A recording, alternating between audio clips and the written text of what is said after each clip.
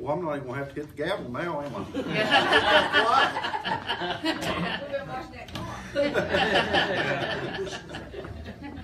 Countdown. Yeah, countdown.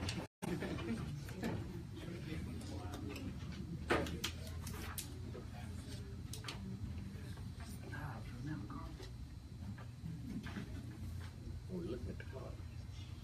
Yes, we are.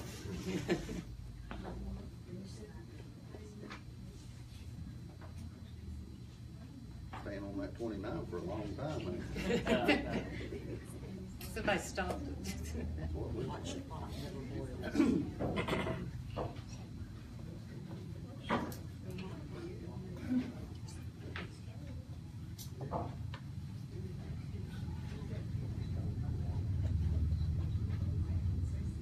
There it is. 6:30 now. All right, Mount Carmel Board of Mayor and Alderman meetings now in session, February 27, 2018, 6:30 p.m. If we can all rise, Reverend Josh Kilburn. Got him sitting right here. He's with the Churchill First United Methodist Church. Let's go to the Lord in prayer. Gracious God, we thank you for your many blessings, and we're especially grateful tonight that you have blessed us with a beautiful day today. We know every day is a gift, and we just thank you for your presence each and every day. And we ask that you would be present here tonight at this meeting, give wisdom to our leaders, and we pray, Lord, that you would guide this meeting, that you would help this town of Mount Carmel to flourish, that it would truly be a place where all feel welcomed and can be proud of where they live. Lord, we pray that this town and our lives and families and our nation could reflect your kingdom. And we claim this prayer in Jesus' name. Amen. Amen. And now we've got the First Lieutenant D. Franklin Bennett Jr., retired U.S. Army and 278 Tennessee Army National Guard. Mr. Bennett. Attention, salute, pledge. I pledge allegiance to the flag of the United States of America and to the republic for which it stands, one nation, under God, indivisible, with liberty and justice for all. Thank you. You're up to be seated.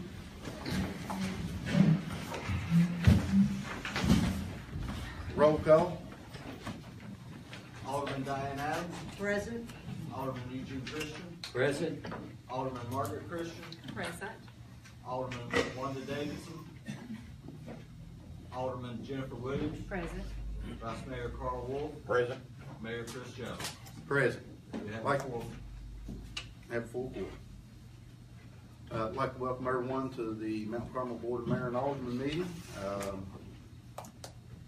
I feel like our town's moving forward, and I'm really pleased to see big attendance here. And this time we'll go on into the approval and correction of the minutes of the Board of Mayor and Alderman meeting dated January the 23rd, 2018, and the committee and department reports. Do I have a motion? I'll make a motion to be approved to read. I have a motion by Vice Mayor Carl Wolf. Do I have a second? Second. Second by Alderman Eugene Christian. Any corrections? All right. All in favor, aye? Aye. Opposed? Motion carries. Okay, at this time we'll open up to visitors' comments, and John, if you'll read the visitor comment thing. So, under visitors' comments, it states, all persons wishing to address the board shall stand and state your name and address, and shall be limited to a 3-minute presentation. The board may not participate in any discussion, cannot vote on the subject you present. Absent an emergency, the earliest time the board might discuss and vote on your matter will be at the next board meeting. Individuals and or group representatives who have placed an item on tonight's agenda will be allowed to make brief comments when the agenda item is open for discussion. Opening the floor for visitors' comments. Mr. Coy. Hey, I'm Alan Coy. I live at 176 Valley Crest Drive, and I want to address the safety issue on Hammond Avenue. 3 or 4 years ago, y'all considered getting a grant to improve improvements in Hammond. It's to the point now where the double lines are rubbed off, the white lines rubbed off. We got people riding on the wrong side of the road. We need rumble strips around the dangerous curves like they do at the old Blumpville Highway. You know, and people speeding, driving like crazy. I've had people pass me doing 30 miles an hour on a double line.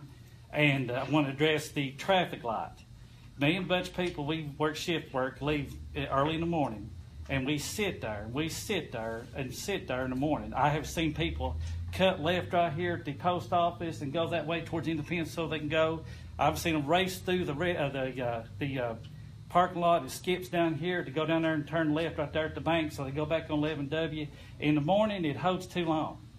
So, I mean, any way we can shorten the time, because, I mean, people are just trying to dodge it. I've even actually seen people run the red light, just go right across back to 11W, because we're sitting there on red, nothing on 11W. I mean, it don't make no sense. Thank y'all. Thank you. Anyone else? Well, Lawson, 441 Melissa Street. I don't talk plain. I'll go along with him, what he said. Yes, I stated before that I've been associated with law enforcement for years. And anytime you cut through private property to miss a red light is breaking the law unless somebody has changed it. And I've seen them do that over at the service station. And I've seen them do that right here when the traffic was going up north and west on Main Street in that 4 lane. They'll cut through here, go down on Main Street here, take a left. I've come close to get hit twice. One of them was a Kingsport police officer, and he went by me so fast you could feel the wind on his cruiser. Now I believe that there's a Camry overhead out here, and if there is, then that shows up.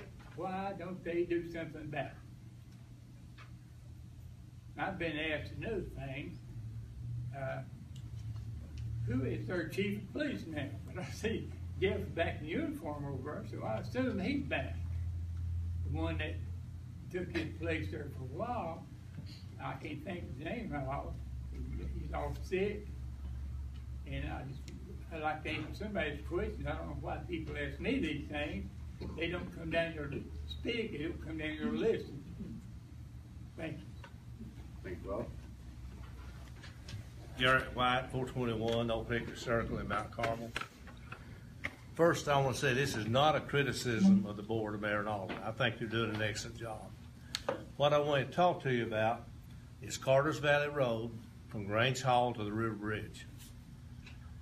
This is the first time I've ever seen a continuous pothole. But we've got places in that road that's a continuous pothole. I realize it's a state road, so I assume they paid for the paving, and I guess the Hawkins County Road Commissioner had it put down. They did an experimental paving where they took up part of the old pavement, mixed some chemicals with it, and replaced it. The replacement is too thin, and it is not bonding to the substrate, so it's coming apart. Having said that, what I would like to see the town of Mount Carmel do is let the state and the county know how upset the people have to drive that road are. And secondly, I think Mount Carmel is doing some repairs to the road. If they are, we need to get reimbursed for it, because the town of Mount Carmel and the cities of Mount Carmel should not have to pay for somebody else's mistake. Thank you.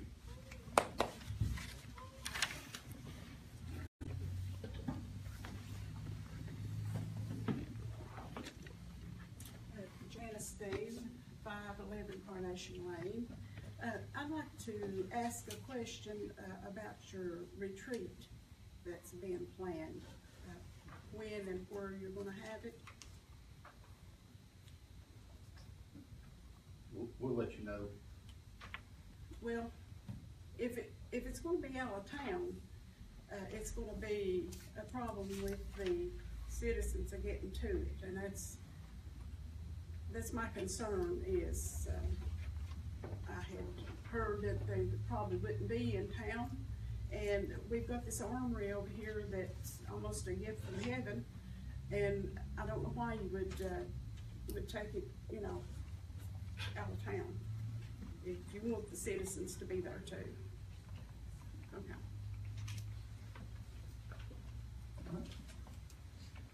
No more comments? On with old business. We have no old business. What about that? Okay, on with the new business. Mickey's here, right? Is Mickey here? He's coming. Okay, can I have a motion that we, what is it, Marion? To hold it off until later on in the meeting? Defer. Yeah. Defer. I have a motion that we defer this to the end of new business. I'll make that motion. A motion by Alderman Maggie Christian, I'll second second by Vice Mayor Carl Wolf. All in favor, aye? Aye. Opposed? Motion carries.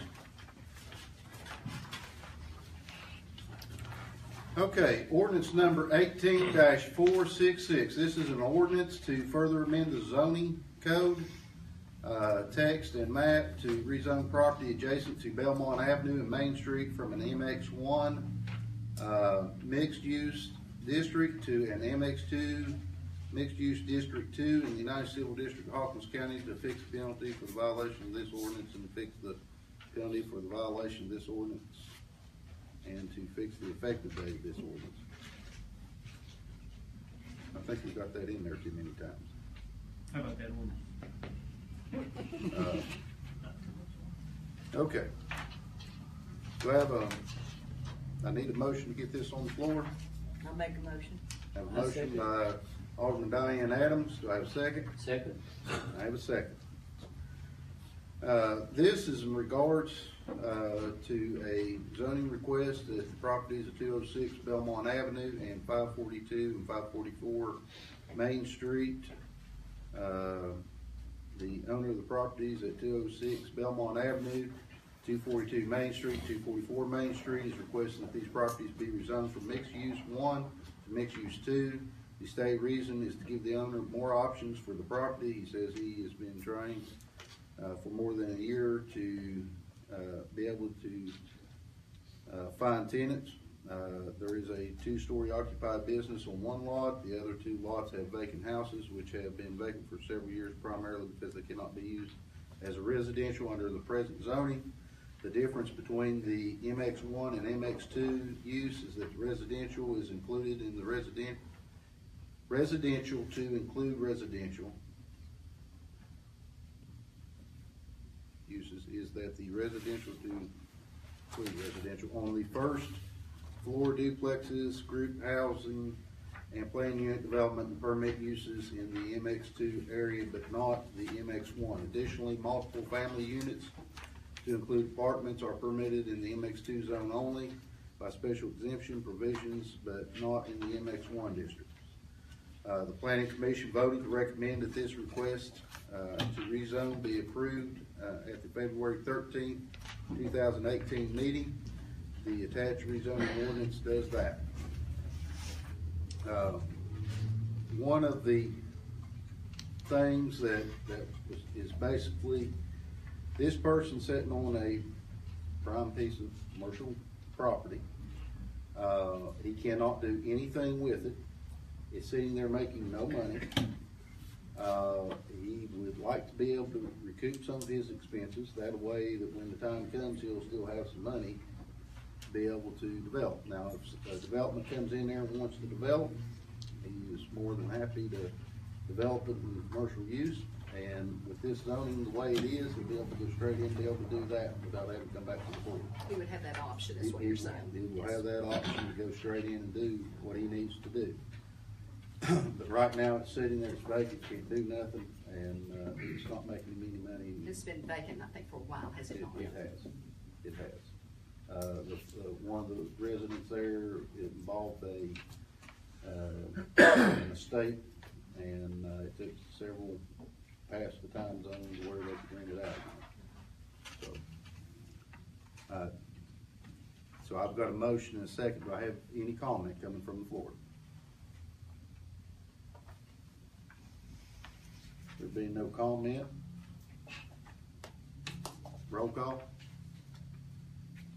Alderman Diane Adams. Yes. Alderman Eugene Christian. Yes. Alderman Margaret Christian. Yes. Alderman Jennifer Williams. Yes. Vice Mayor Carl Wolf. I'm gonna pass since I own some property on the street. Mayor Chris Jones. I'm going to abstain.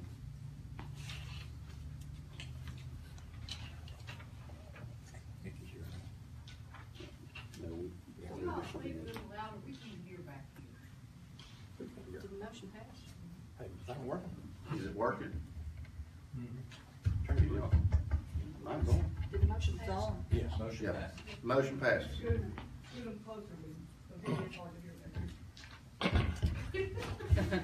Hello. Is that a little bit better? Better. Okay. Remind me next time, and I'll do it next time.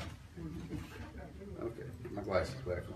So that motion passes. Ordinance 18-466 has passed. That was an ordinance changing from the X1 to the X2. Okay, next item on the agenda is the Mount Carmel Block Party. I believe, Ms. Adams, you asked for this to be on, okay. I did. I've given everyone a booklet. I have one for you, Darby. I've spoken to a lot of people about the block party last year. I've included the revenue and expenses sheets from last year so we can see what needs to be done. And then I have outlined what the majority of people that I have spoken to, and it's not 5,600 people, but it's a lot of them, would like to see done this year from Mount Carmel. I agree 100% with the forming of a committee of town citizens, and including the sheriff, the chief of police, the chief of fire, the public works director on this committee. I mean, it's all part of their departments as well. And I'd like everybody to look this over, and we can discuss it maybe next month, but we need to start getting working on this. We need to get the committee formed. And I would suggest using the Parks Committee for that committee. And we have people on the committee that could serve as chairman of the block party committee and could handle all the ins and outs that need to be done. And it is a lot of work, but it's quick work. It's busy work. I like the part you put in here about maybe the committee would continue and reorganize our merchant association. Yes. I like that. We need to get our merchants I association think back. that would be very, very helpful for Yes. the town. It would. For economic development, it would. Yeah. And I've got somebody that's gonna help with that. But I just want everybody to be aware, this is February. Yeah. We're looking at July 7th for the block party. Block party's early, Fun Fest is early this year. So we don't have a lot of time. Do I have any further discussion from the rest of the board members? I just think it's a good idea. Okay? All right, thank you. Do I have any motions for the rest of the board members? We can put it on the agenda for next month. Would that be soon enough, Diane? Is that going to give us some time? I'm sorry? If we put it on the agenda for next month? We need to get the committee formed, I think. Okay, before so the- you want a motion to form the committee? Yes, please. Okay, so. Consisting. Consisting of Yeah. the people you mentioned here. Do you want me to mention all those again? Or do we want to put specific names? No. Okay. How did you word it? I propose we set a block party committee comprised of the police chief, the fire chief, our public works director, our wastewater plant manager, members of the parks committee, our mayor, and at least 2 aldermen. So we propose that committee be formed. Right. And then a committee chairman chosen from that committee. Okay. And who? Can I make a real quick suggestion here? Yes. And I don't care to set this committee out, but if we have 2 aldermen and the mayor, you're gonna have to advertise every meeting you have. Yeah, it's too many elected That's gonna be, officials. I think it needs to be 1 alderman, and probably a city manager. yep. That would be my Okay, suggestion. I am not arguing with you, but I don't understand that because the Parks Committee has 2 aldermen and the mayor on it. Yep, but it's advertised. But it's advertised. It is? Yeah. Okay, well, then we'll just advertise the meeting.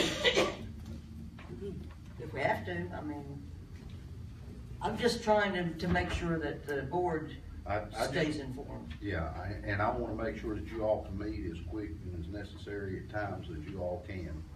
And I just, this board needs to understand that when it comes to the block party, moves fast. Yeah, it does. And you're It gonna does. need Flexibility. frequent meeting times. Yep, Yeah. frequent meeting times and stuff, and I want you to be able to meet when you need to meet. Alderman, you're gonna have to add, and the mayor, you're gonna have to advertise it. It won't be quick. So we can't have any public officials on You can have Yeah. one. it? One. And our city manager, I think is what we suggested, but that's whatever the board decides. Yeah. Okay, I make that motion that we make that change to the city manager and 1 alderman, okay? That alderman maybe being Diane, since she's Right. already on the, Right. thank you. Okay, I have a motion. I second that motion. I have a second. All in favor, aye? Aye. Motion carries.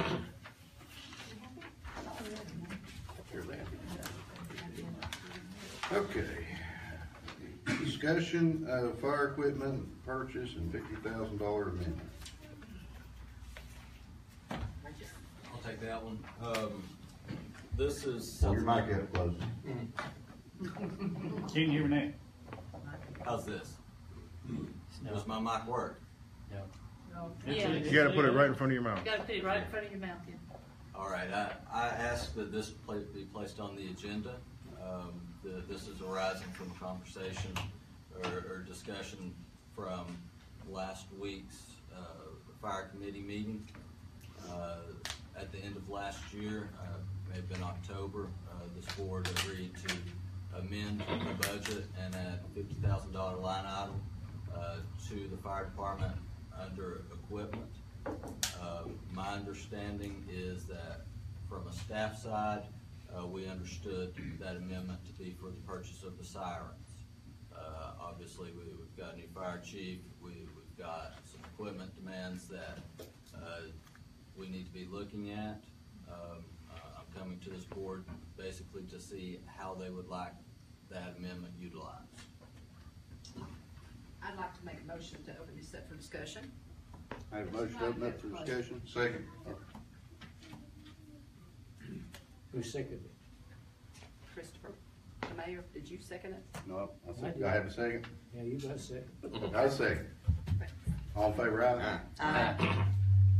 I want to say something here first. I think whatever the misunderstandings is here, I think we appropriated $50,000 was for the fire department to buy specifically equipment for the fire department, SUV and ISO equipment to meet the ISO and things like that. I think we bid out the siren installation, and that was supposed to come back to us, and then we'd had to make another budget amendment on the installation of the sirens. That was my understanding on the $50,000. Is that what the rest of this board heard? No? No, no. Okay. What did you hear? Well, at our October meeting, we got the budget amendment for the 50,000, and it specifically states for the towers, for the sirens, and I believe it said hoses. Air bottles, that's what it was, air bottles. It's on, I didn't bring it tonight. Did you bring it up? I have it. Okay. We all had a copy of it. Right. You know, and that's what it said. Now, having said that, my opinion is if we do not need those sirens for ISO rating, then that money needs to be released to the fire department to do the things that they need to do in this year's budget. If putting up those sirens is not going to help our ISO rating, I don't see why we should use that money for them right now. Okay, I see your point. At this point Well in taken. time, yeah. I would like to. still want to see the sirens installed. Right, Yes. I think I might have an answer for us, or a solution Okay. to the board. Could we, I guess I'll address this to you, Michael. Could we defer the sirens, because I believe in my conversation, the last conversation I had with Chief Jackson, that was gonna be a while before those were gonna be installed. Is that correct? Yes. The sirens? No definite date. No definite date. So, to me, it would make better sense to the board to go ahead and, as Alderman Adams said, to go ahead and give the fire department their $50,000, because they need equipment badly here. And we we get it in can this work, year's budget. we can work, since we're getting ready to do budget, then we can put the siren monies back in next year's budget. That's what I would suggest that the board do. Sounds good to me. If I could provide an update on the sirens, Okay. this may shed some light. Speak up, and Jerry. I'll remind mine works pretty good. Yeah, I took the old one. Chief Jackson and I have been meeting with West Shore. We've got several avenues in which we can go with these sirens. We've got the existing equipment. They came back to us with a map of possible installation on that. Additionally, I talked to Craig Taylor from Federal Signal today. There's another avenue by which our existing equipment will take 3 to 4 sirens. We can also use mechanical sirens. It will only take 2 of those, but it would be new equipment. It would be less maintenance and longer life on those. But different siren systems have different properties. With our existing, we can do voice, we can do things of that nature.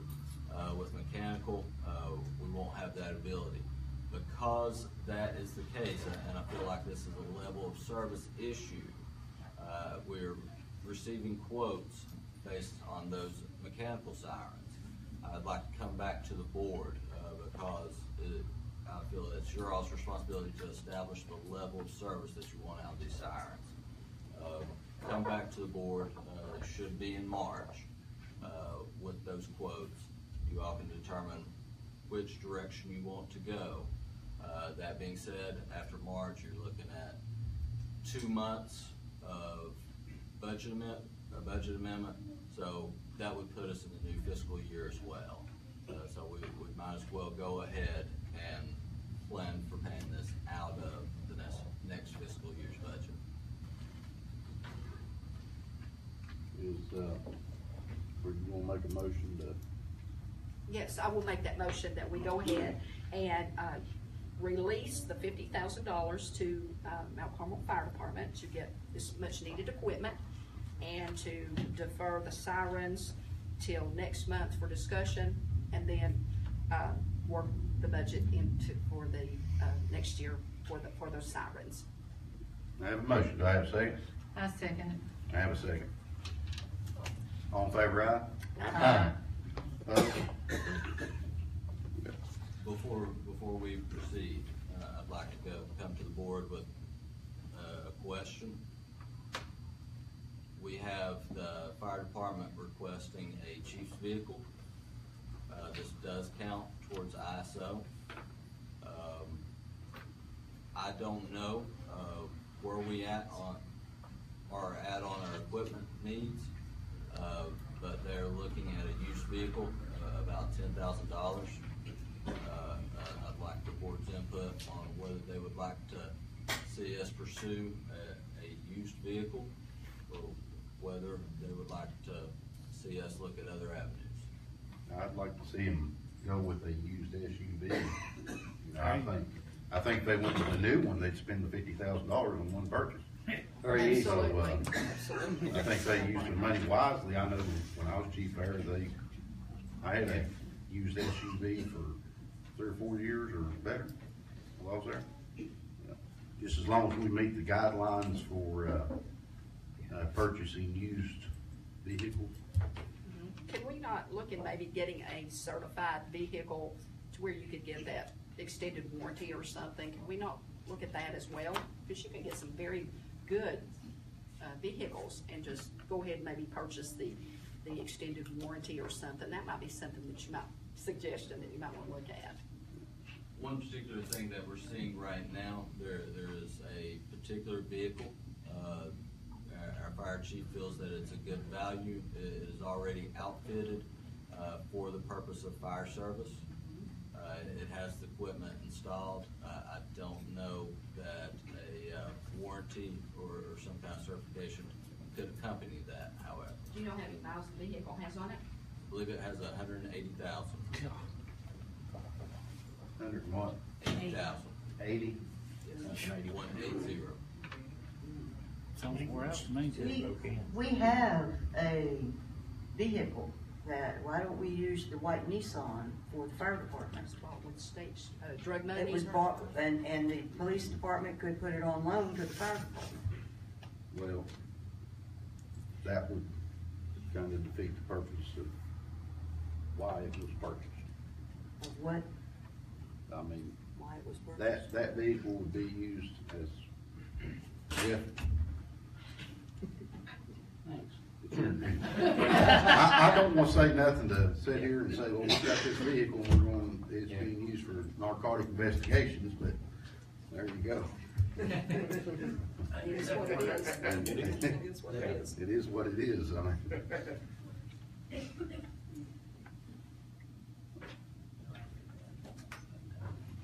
Don't guess you gotta answer that now. I think that. Yes, you answered it for. Well, next question.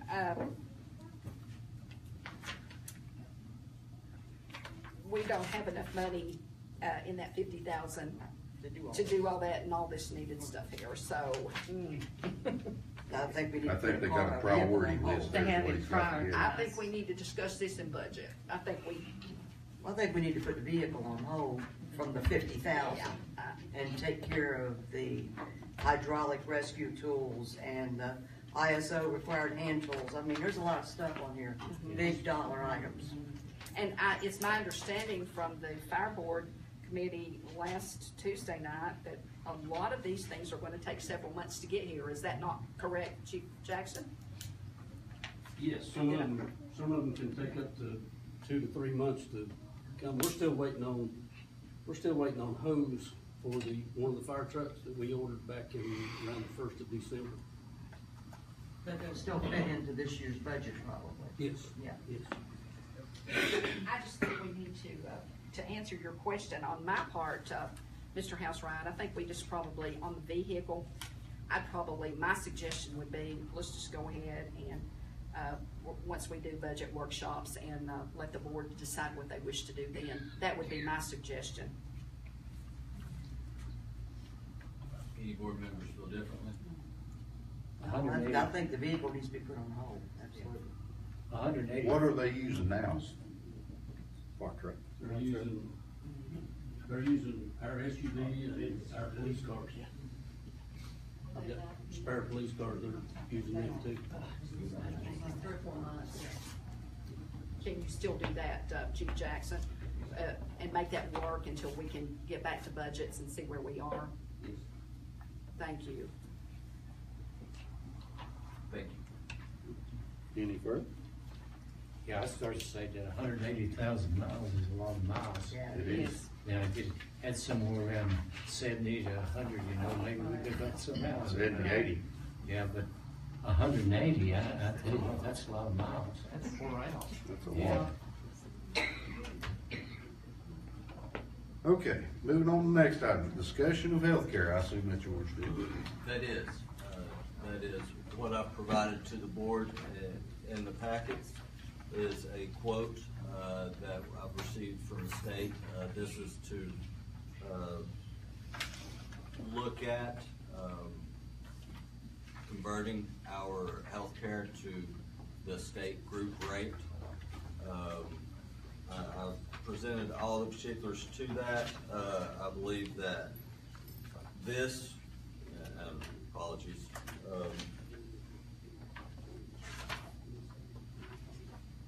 At the state rate, what you'll find is the Premier PPO, which is basically the same level of insurance that employees presently receive. That would save the town about $45,000 a year. Dropping down, there's 4 tiers of plans. If we were to go this route, the employees would have a choice of what level of health care coverage that they would receive. That is contingent. We cannot choose the plan. The employee, we have to offer all 4 plans. But at the most expensive plan, we would anticipate a $45,000 savings, going on down up to $105,000. That is very basic insurance. That is health care savings accounts. But additionally, what we would see on the employee side, because employees do pay 30% of their health care cost, a person with family coverage, that's employee, spouse, and children, the employee would actually save $2,000 a year on their health care cost.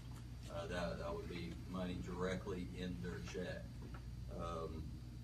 Going down, and again, this is pretty much the same level of coverage that we presently provide. For employee only, they would save $570 per year. And like I said, all those figures are based on the assumption that employees would choose the same level of coverage that they presently provide. We have a young workforce. I would think that there's a possibility that some of our younger employees might choose lesser coverage. It would be less money out of their paycheck. Additionally, that would provide the town with more savings over that additional 45. But that's just something that I kind of wanted the board to be aware of. Something that I'm looking at. It's a cost-saving measure for the town. Additionally, it's the ability to give employees more choice and their level of health care coverage that they'd like to see.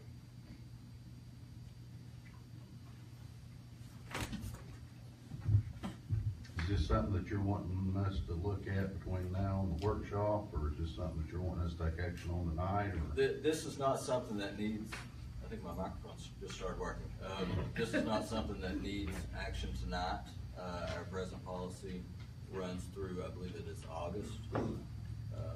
So this would be something that within 60 days, if we were to change, we would need to file an intent with the state to pick up that coverage. I would want you to make sure that you discuss it with our city employees. We will be. Before I did that, I wanted to bring it to the board's attention. Would they have to change providers or anything? If we change insurance companies, even in August, will they have to go to a different doctor than they've been going to, or? They should not. What we presently provide is Blue Cross Blue Shield. Blue Cross Blue Shield is available through this policy. Everything should coincide. Additionally, like I said, the coverage levels are the same. Actually, I found that some of my co-pays since coming here, this is the policy that I was on, my co-pays have actually gone up under our present policy as opposed to the premier level that I had at my last place of employment. You know, we have Mr. Michael Trout here. He's our insurance agent. I'd like to recognize him and see where he stands at and some of his stuff. Yeah.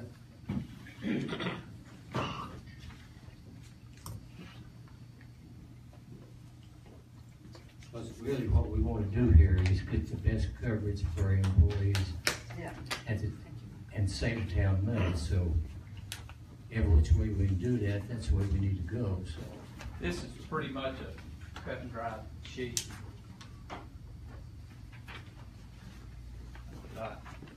put together.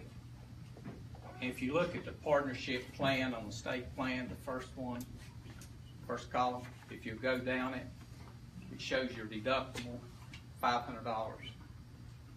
The state plan's a little bit weird. It tiers it. The employee spouse deductible is $750. The employee child is $1,000, and the family plan is $1,250. Move all the way over to the far right because we're going to compare the best plan the state offers to what you currently have. Your current plan is a $500 deductible. All other tiers is a flat $1,000.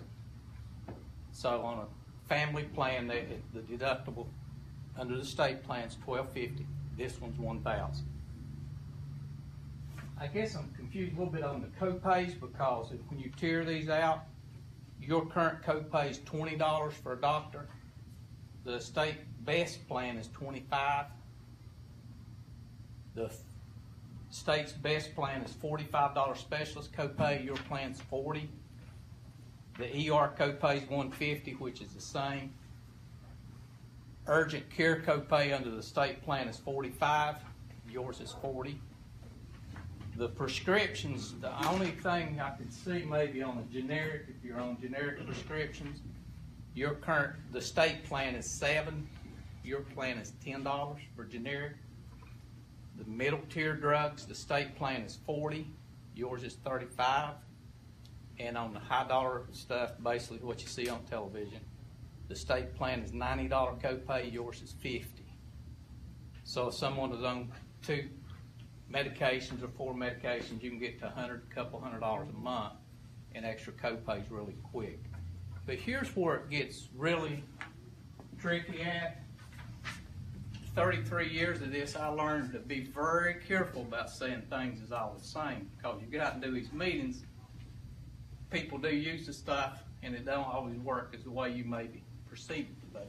So try to make this compared apples to apples, exactly what you have. Your current out-of-pocket is $1,500. That includes all your copays, your prescription drugs. Everything tracks toward that $1,500 for an employee. Once that out-of-pocket is met, copays go away. Even on prescriptions? Yes. Under the state plan, their best plan is $3,600. So that's $2,100 more on a year for an employee only for an out-of-pocket cost. And I can tell you now, $1,500 don't get you an MRI in a day's work. The next tier for employee spouse is $5,400. On the state plan, yours is $3,000. The next tier for employee children is $7,200. Your plan's $3,000. The family plan's got a $9,000 deductible. And if you look across that sheet, that is the best plan that the state has to offer. The next one has a $13,200 family out-of-pocket. Your plan has a total out-of-pocket for a family plan where they have 1 child or 5 children and a spouse is $3,000 versus the best plan the state offers is $9,000. So you take a family and you have 4, 6, you got 10 employees here that have family, spouse, children.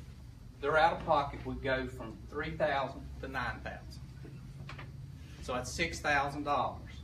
If you'll do the math on the rates, I mean, if you want to cut benefits, whatever, I get that. I get cost is a problem in this stuff, and there's nothing coming to lower it.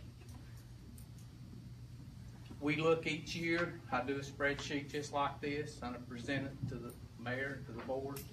Different plan designs, different options. Like I just did last year, we'll do it again this year. I personally have never seen a deal where, for a city or a county government or a town, that it makes sense to go to the pool. Where the pool makes most sense for a school because the state subsidizes the rates. You're looking at a $649 single rate. The school is probably $500 or less. And it's just simply because Nashville, they subsidize the educational system and they don't you guys.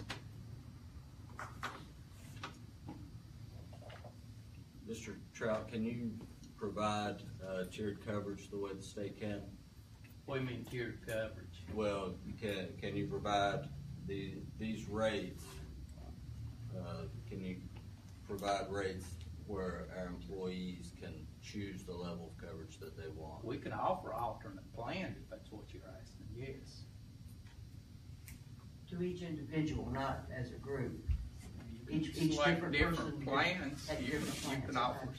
separate plan. The problem we always have in this is, you got the pay rate, and you know, it's one thing for someone that's making 120 grand a year, he can handle his $5,000 deductible in his HSA. Guys making $10, $12 an hour, it's a big deal to them.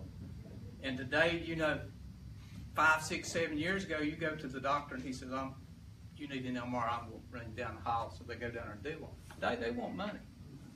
They do not do those anymore and will be.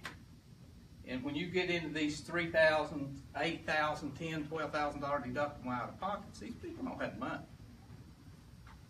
That's the reality of it. And I realize you all got budgets to meet too, and it's tough to try to balance it out. But if you do the math, the rate from $800 to $650, and I'm gonna call it $150 even a month difference in employee rates, times 12, $1,800. All you're doing is pushing costs to the employee. You're cutting your rate, but you're pushing it to the employee. There's different ways of doing that. Cut benefits, cut your contribution. You know, I consider my job to give you facts, and you guys are all adults. You make your decision. Well, I would like to say in regards to this, this is not a discussion about cutting benefits. The reason I came to the board about this is because this is a discussion about providing the employees greater choice in the level of coverage that they receive. I can tell you as someone that has our insurance, I pay $6,000 a year for the coverage. That's out of my pocket. That's out of our check. Any employee that has employee plus spouse pays that amount. If they have full family, they pay greater on that. This is not a discussion about cutting benefits. This is a discussion about giving our employees the opportunity to choose what they want. Fine, man. I'm just here to present what you have compared to what the state offers. Well, there seemed to be a suggestion that we're looking at cutting benefits. I did not take that like that, Mr. Housewright. I think he was just saying that he could, I took it that he was trying to say we could to appease. I mean, if you raise deductibles and out of pocket, you cut benefits. Appreciate it. Thank you Yes, very much. Thank you, Mike. Thank you. Insurance ain't cheap. All right, moving on to the next item on the agenda.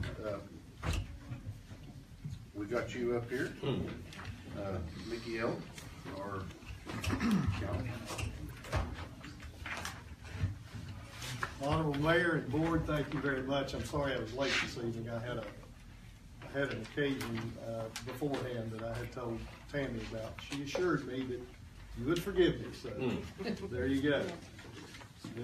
The only hazard in that is I've gotten kicked to the bottom of the agenda, and my mother-in-law's tax return won't get done tonight. But other than that, not an issue. You're out of the way. I'm out. I think I was out beforehand, but anyway, I'm really pleased to address the board about your audit for the fiscal year ended June 30, 2017. We have issued an unqualified or clean opinion on this financial statement. That means that the numbers contained therein, the footnotes, everything you see is accurate to the best of our ability to determine, because there are some estimates in there. It is presented in conformity with generally accepted accounting principles, which is a body of rules that they have to be presented under. We also, as part of this process, have a look at internal control processes and whether or not you have effectively complied with various laws and regulations. I'm happy to report that we had no findings in that regard. For all of the things that we tested, you did materially comply with laws and regulations. We know that Tammy does an excellent job in the accounting department. She always does. Tammy, thank you for making our lives as easy as you do. I try. She's really good about the paperwork. Now, the lip service is a little bit of a problem. It's the price you pay, okay? But we have no recommendations for improvement in that regard. If any of you should have any questions about that huge document that you have and all its myriad pieces, parts, you're welcome to call me, email me. I can come back up and have a sit down with you if you ever want to do that. But really and truly, it was a good audit report, good and clean, and the board should have no concerns in that regard. That's good. Do I have a motion that we accept this? I'll second it. I've got a motion by Alderman Eugene Christian, a second by Alderman Maggie Christian. Any discussion? Thank you, Mickey. Thank you Always very look much, forward to folks. looking at your reports, and I'm glad we have a good clean bill of health. Absolutely. We'll be at it again in a few months. Absolutely. Thank you. Thank you. All in favor, aye? Aye. Opposed? Okay, mayor comments. Mr. Mayor, we skipped the presentation and adoption of monthly financial Oh, report. I'm sorry. Missed that one, didn't I? Mike, that's you too. That's me as well. Thank you. Tammy, to reiterate what Mr. Seaver says, does a great job. She provides these monthly reports. Want to go through this and as a new matter of practice, just ask the board that they adopt these financial reports into record. It's a good matter of just administrative practice. Now, as we get further into this process, I'll be covering the financials in greater detail. But as of tonight, what I would like to see adopted is it falls right behind the police report. Essentially, what we're seeing in general account, $3,039,317. The restricted drug fund stands at $12,026.10. State street aid, $366,024.16. Required fund balance, this is what we hold in reserve, $1,061,149.09. The assigned budget, $700,194. The unassigned fund balance, after all that, is $814,923.65.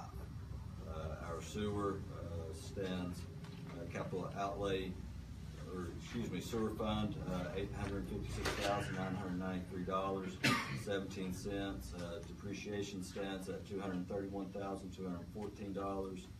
The assigned fiscal year 2018 budget, $15,888. Unassigned fund balance in the sewer department, $609,891.17. Restricted savings accounts, you'll see those. We have no grants on record, as well as the current interest in the accounts holding our funds is 10%.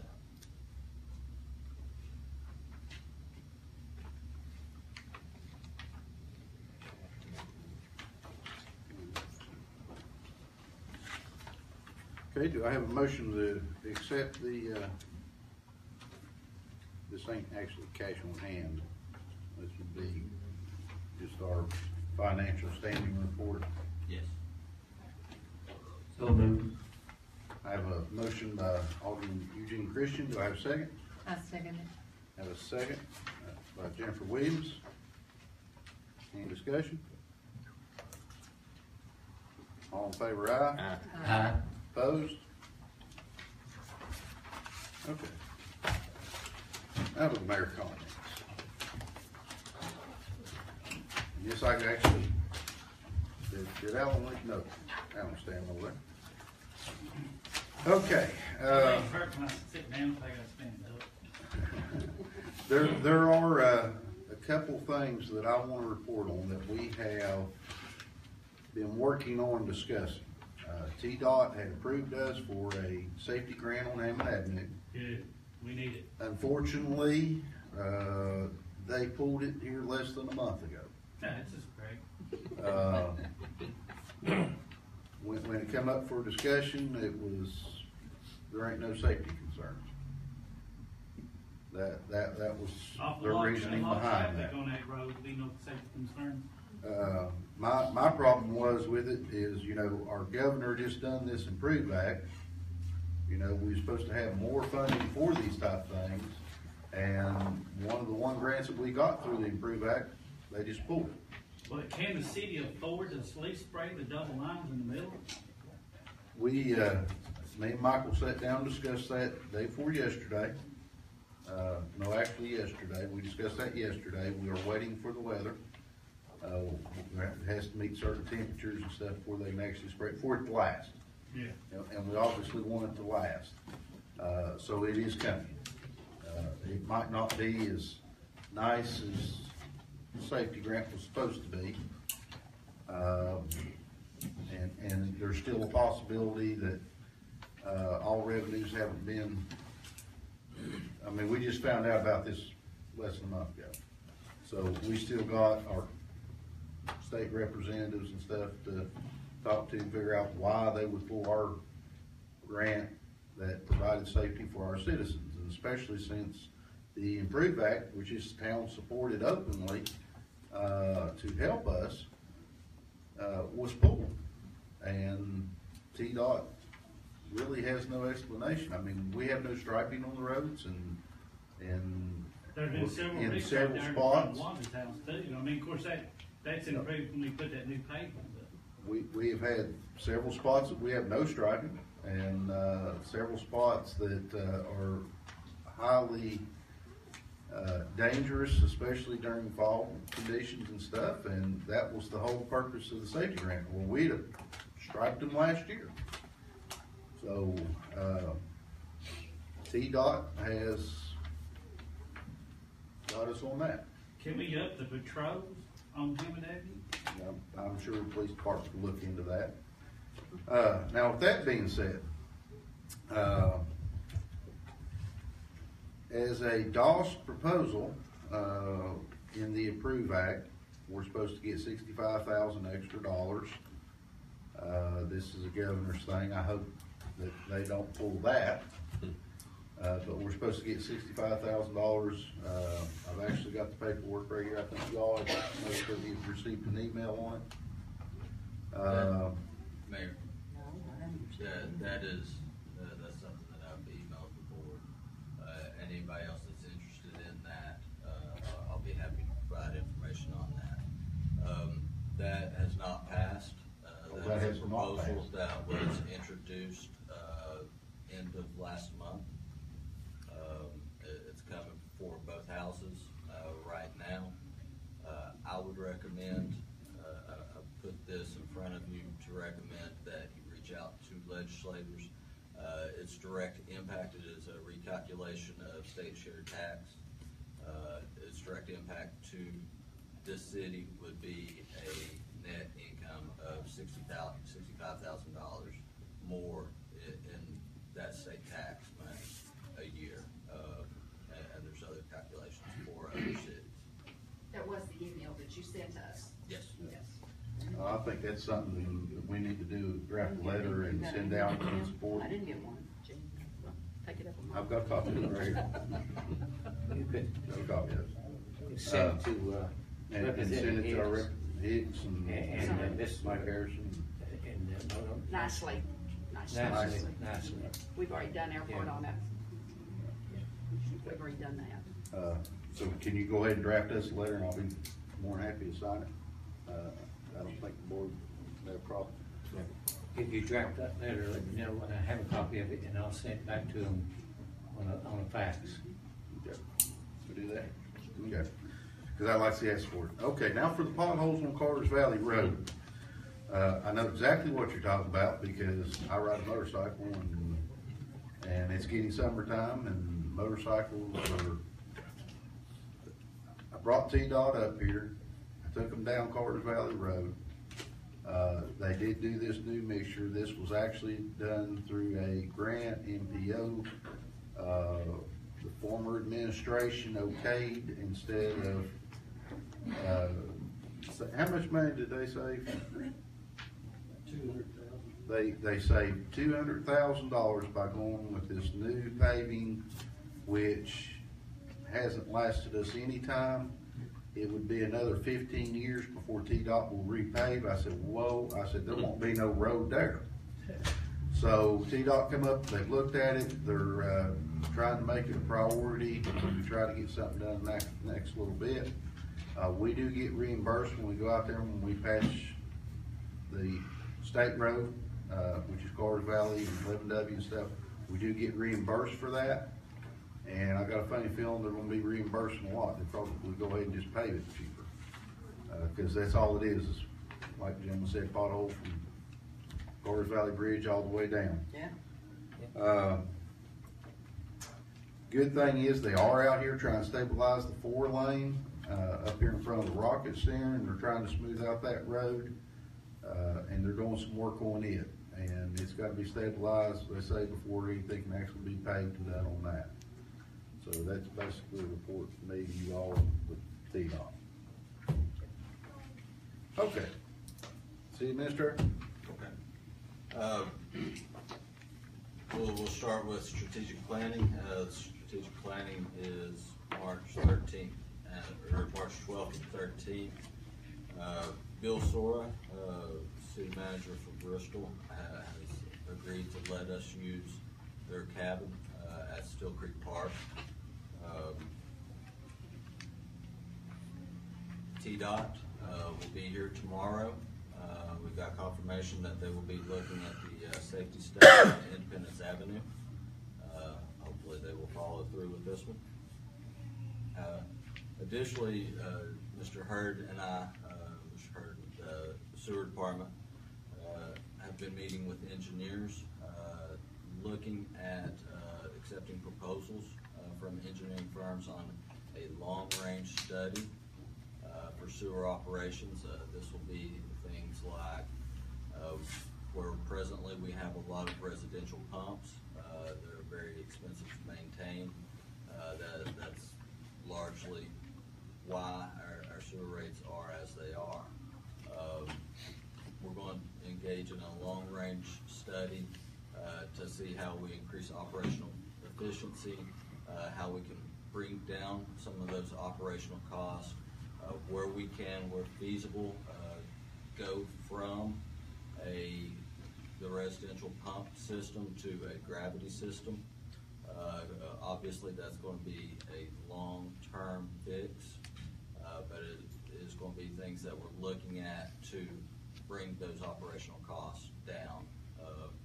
Additionally, one thing that I'd like to throw out, presently, we dispose of the waste through the landfill. Our landfill costs are ranging anywhere from $35,000 to $50,000 a year. Someone with a farm could take that. They would have to apply it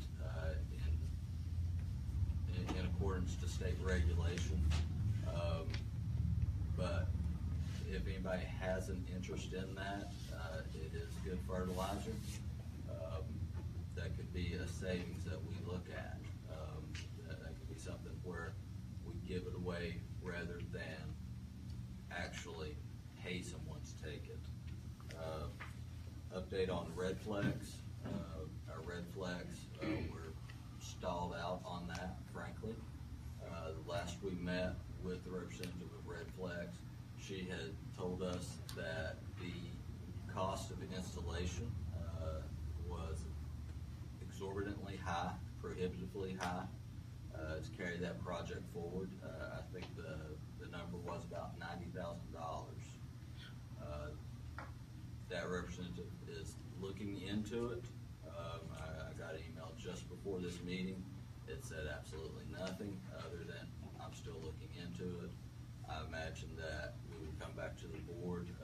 Chief Jackson and I will work on this and likely come back to the board with a recommendation next month how you all would like to proceed on that.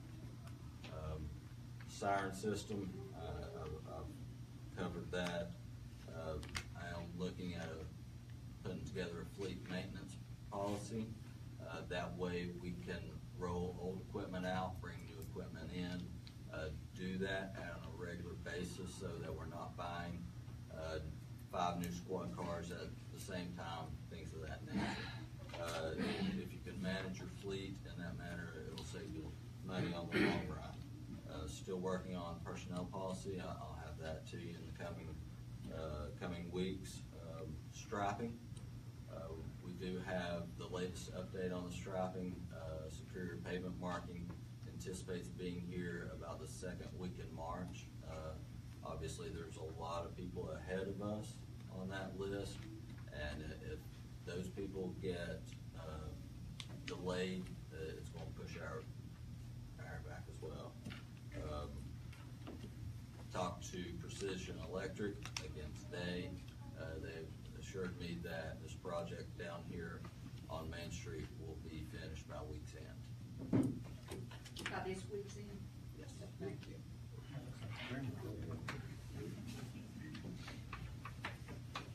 You got Alderman comments. Let's start down with Diane. I just thank everybody for coming. Good. Meg? Oh, you know, I always have something to say. First of all, I wanted to say, our new interim chief, Austin Simpson, and all the volunteer fire department attended their fire committee meeting last Tuesday, was very, very impressed, very professional. Mr. Byington, the trainer, he works at Holston Defense, very, very impressed. I feel like they're taking great strides in improving our fire department. Obviously, they have a long way to go, but I just really can't tell you how proud I was of them. And they have plans in action to do better. And they assured us that morale is much better. They, I think, had 2 new volunteer fire people that they implemented in. So that is going well for us. I just thank you guys for all your hard work on that.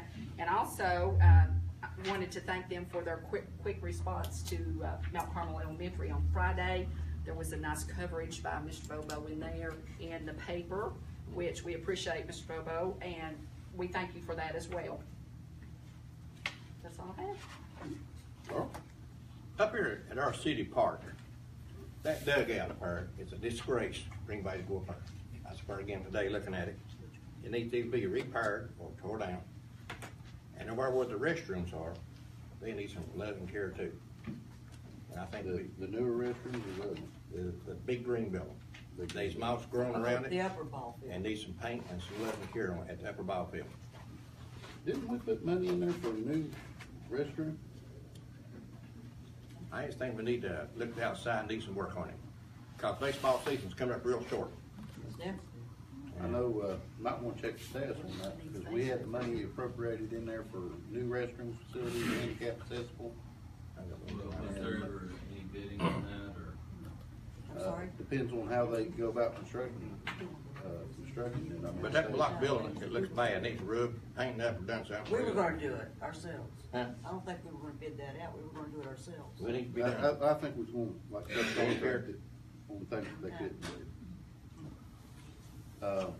And the basketball court moved over to where the tennis court used to be in some lights. One other thing. She brought about Austin Simpson, since I was on the park committee. He's the intern. I think he'll be made our permanent chief.